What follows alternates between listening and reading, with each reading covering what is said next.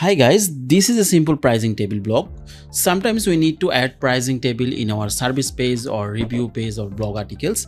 Today in this short video, I will show you how to add simple pricing table to your service page, blog page with the Editorial plugin.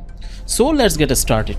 First, make sure you have installed and activated the Editorial plugin. Also, make sure you enable the pricing table block from the Editorial block section. Now I will go to the post editor where I want to add the pricing table block. Click add new block and you will see all the editorial rating blocks here. Just select the pricing table block.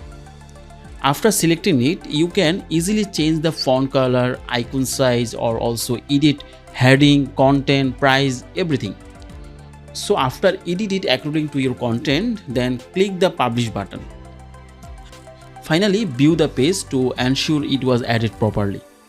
That's it. If you face any problem, please contact us through our contact form, submit a ticket, or email us at hellopluginic@gmail.com. If you want to add more layout or customize this plugin according to your needs, please submit your requirements to us. We will develop it for you.